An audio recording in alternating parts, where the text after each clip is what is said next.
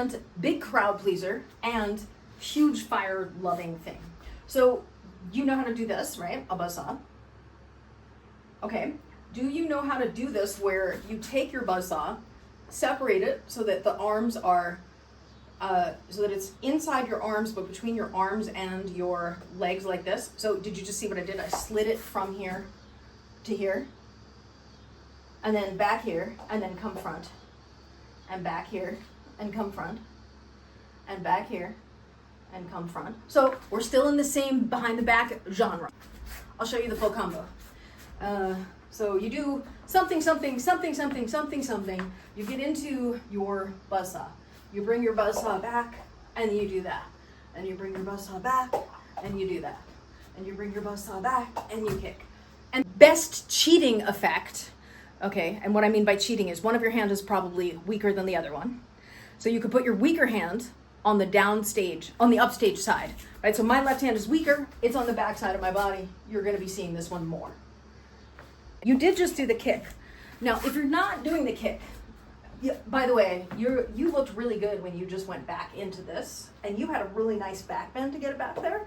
That works really well. If you're gonna do the kick, I'm gonna show you, I'm cheating when I do the kick. I'm gonna kick with my left leg, and both of my hands are gonna end up being on the left side of the crack of my butt, where there's more space, right? So when I come back here, right? So you see how I'm using the space that's created, because as you lift your leg, that hip comes forward, thus creating more space for you to do this back here.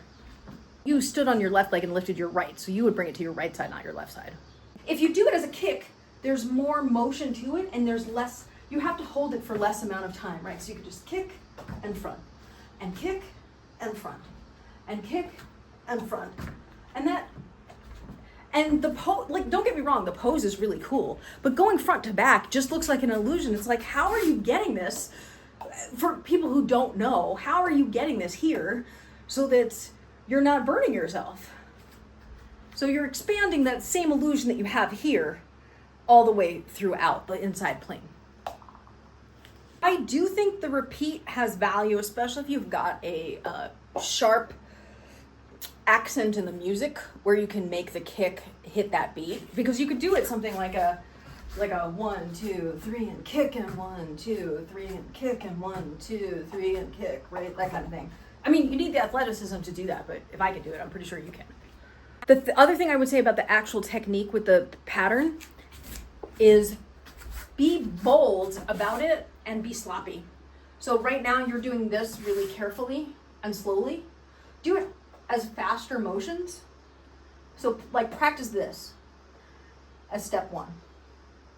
Then as step 2, if you're gonna learn, so you wanna lift your right leg, or no, you were lifting your left leg. So step 2 might be keeping your weight mostly on your right leg without really lifting the left leg too much, so that you're practicing that without doing the kick, and you're just going front to back and front to back with the leg up. Okay, now I'm not really doing the kick, but I'm trying not to put my foot down on the floor too much, and I'm going front to back really fast, just practicing the technique like this.